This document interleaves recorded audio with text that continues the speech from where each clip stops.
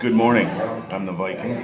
This is Cupcake. We are in Newaygo, Michigan. It's about an hour north of Grand Rapids, and of course we're Restless Viking. We're number one. Number one.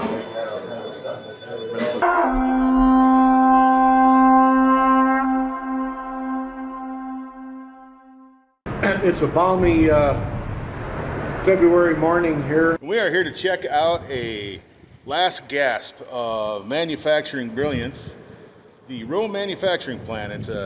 It's the remains of a plant that lasted for about 100 years, that milled all of its lumber using water power for quite a few years, and closed in the 1960s. So we're gonna go check it out. So this is Cupcake. Cupcake is a fellow explorer of the unusual, rock climber, ice climber extraordinaire, highly skilled in the technical skills, which is something that sometimes we need. And generally a handsome guy. You can tell by the hood that he's wearing that he's pretty handsome. So this area here in Newaygo is kind of what we call my old stomping ground, and I'm not really sure what a stomping ground is. Do you have any idea? Well, when I was a kid, I got stomped, so I was a buddy of mine that was much tougher. So we used to come up here and explore. It's the southern extent of the Manistee National Forest, and just over here at Rowe Manufacturing is a place that we used to come to rappel, and I almost killed a few of my friends trying to learn how to rappel with some clothesline, some little carabiners, things like that. Even though he's well versed on the subject nowadays and does some training for search and rescue, I'm here to help him, or at least do body recovery. Cupcake has a little experience in dealing with people like me.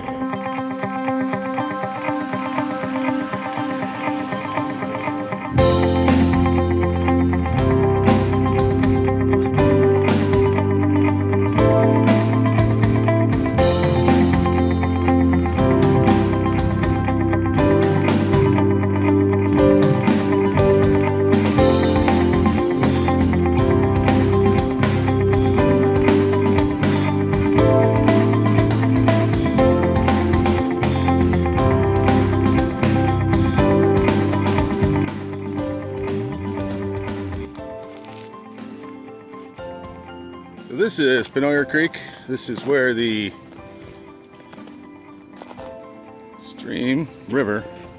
creek comes into the structure. Right here is the inlet where the water goes in. When I was a kid, we used to come out of this inlet from the tunnel, but I don't recommend it today, especially with high water, because you're likely to freeze to death and get washed out, turn into a chunk of ice, float around the Muskegon River for a while, and you know, it's not going to be that cool, but you'll actually probably be trapped within the cement structure.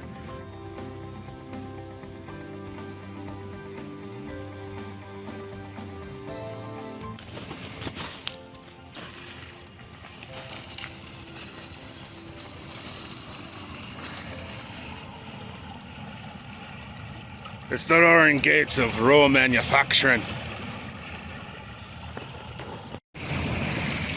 So here's where the water goes in. Heads down this for about 100 yards or so, maybe.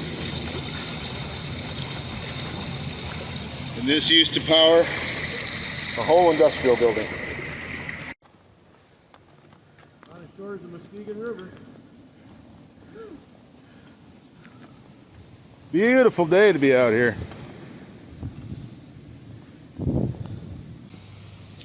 So we are on the banks of the Muskegon River, Newaygo, Michigan.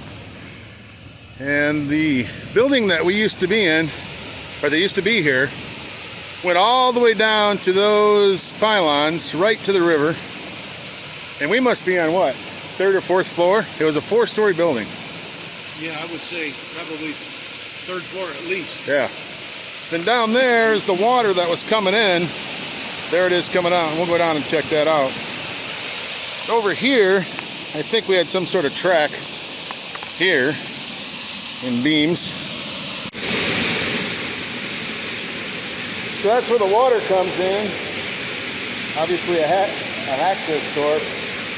When we were kids, we used to drop down in that little hole, and there's a lip over on the left-hand side.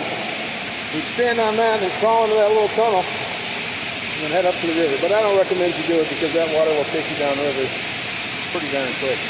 I mean, you step off on that side, you're coming out. Yeah.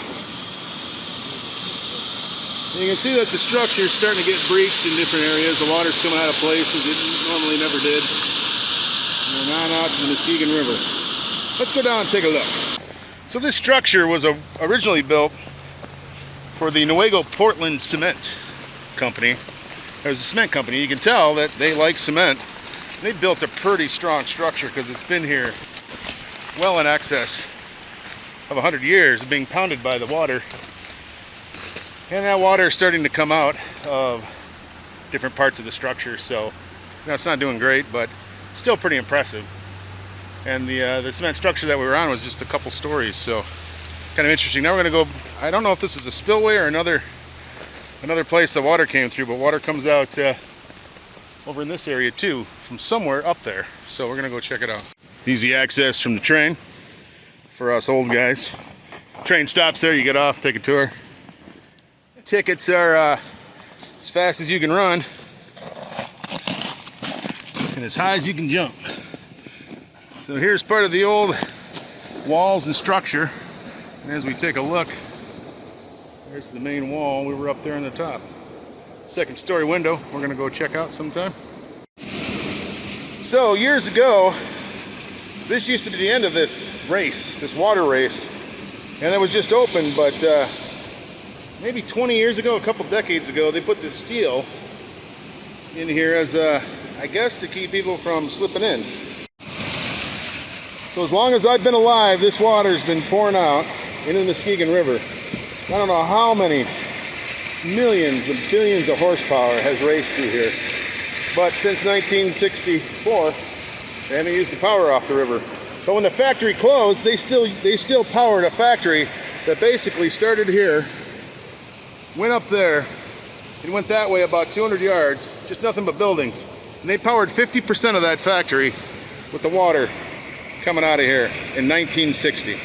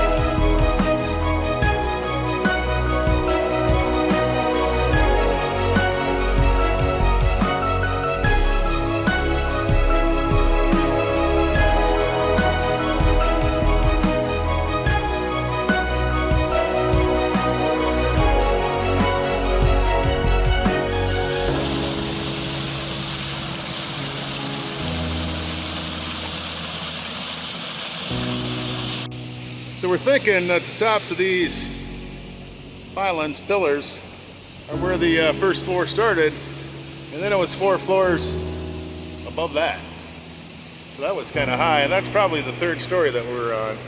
2nd story door, and then the bottom story door, and then 2 stories above the top of that wall. So this place was pretty huge. So the name of this manufacturing company was the Rowe Manufacturing Company, and Henry Rowe died in, I think, 1964 at 90 years old. He worked a full day of work here at his plant, went up to White Cloud, it's a town about, I don't know, 7 or 8 miles north of here, had dinner, went to bed and died in his sleep. 1967, way up there, probably higher than that telephone pole, there was a fire in the top floor. It burned one elevator shaft, and the other elevator had been condemned by the state of Michigan, and that was their 2 elevators, and it was too costly to repair. So in 1967, it all ended. And the building was tore down. And there used to be water towers up on the top of that hill that stayed till about 1971. And what's left is this old powerhouse for the plant. This construction is just to provide power for a massive manufacturing plant that used to stand here. Eventually, they got some steam power and electricity in here, but still, the day that it burned, 50% of the power came from the water running through this plant, which I just think is amazing. So, do you have a relative that worked at Rowe? Did you know anyone that was related to Rowe in some way? Let us know. Let us know about them and what they did. Would be very interesting. Be very interested to know. So Cupcake and I were just talking.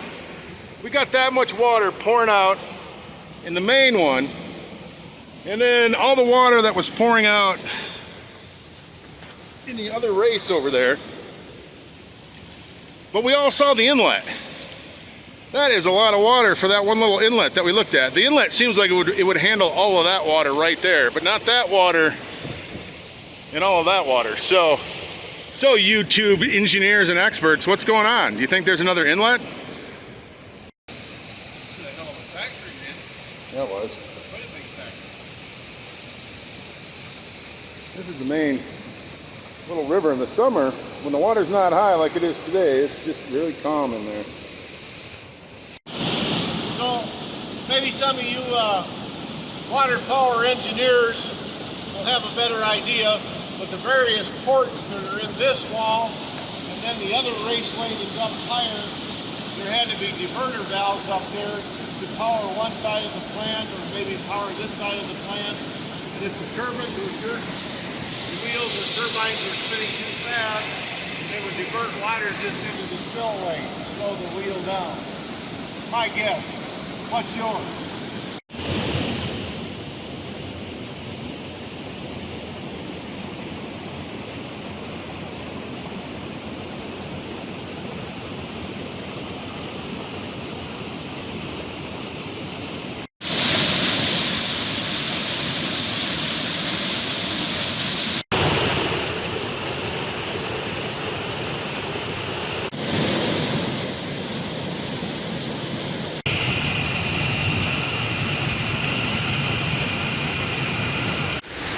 So I guess the curiosity of what's going on here is how did they generate power?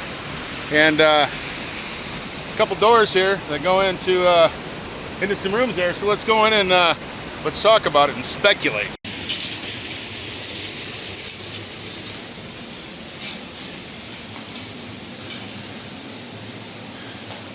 This wood floor has been here a long time.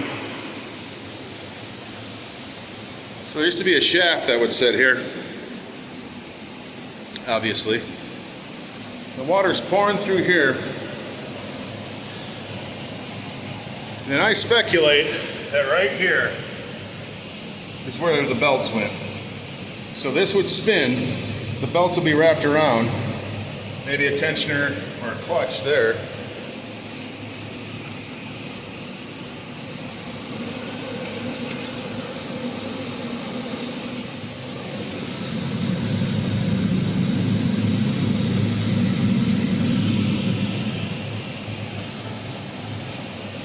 So this would spin as a wheel, and then the water, or the belt, would run up to the rest of the factory maybe. It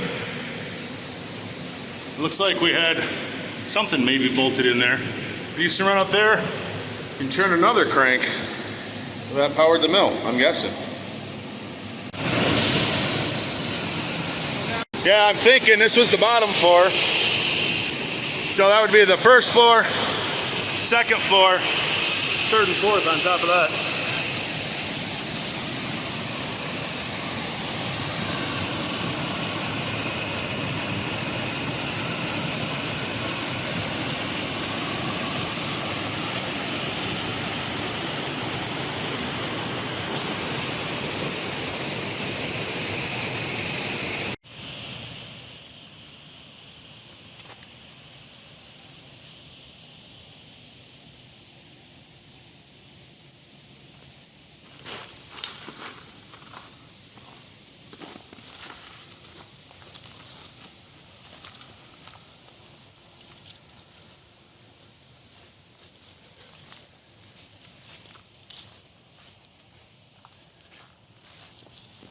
coal?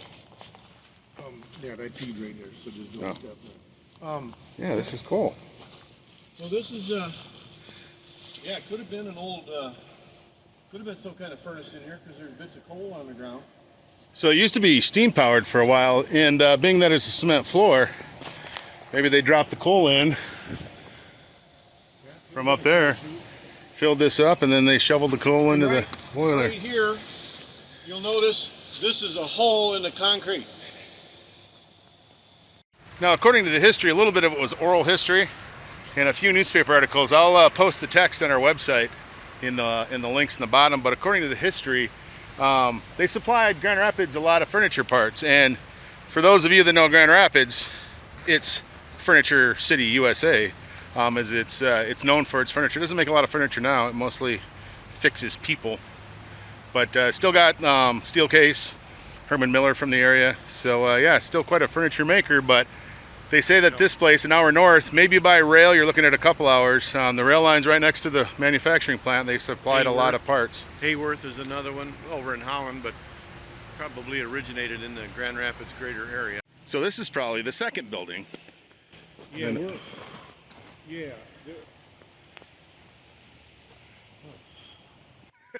You're speechless, Cupcake. I don't think I've ever seen you speechless.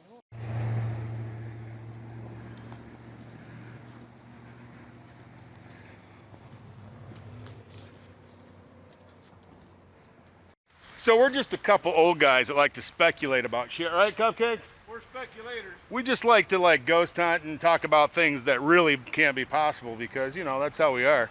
And we came back to where the inlet is, and you saw the first inlet. We came back and we found the second inlet. It's right over by the first, so I'm going to show it to you. So there's the first inlet supplying water. You can see it over there. And then just right over here is the second one. This one actually has bars on it. And this one, it seems like it flows better than the other one. We got a little bit of a cave in here. And it looks like it just kind of still seeps through even with the cave in. But there's our answer for the second chute of water that comes in. Fascinating though. What you think? Yeah.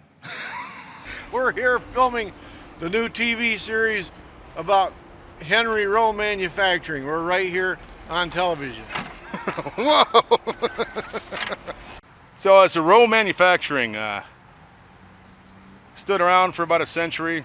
The elevator shafts burned and then it kind of fell into disrepair and they tore it down. But that is American engineering. That's Americana. That's the things that people did back then without all the assistive technology we have today. It's pretty amazing that they built races like this at the end of the 1800s.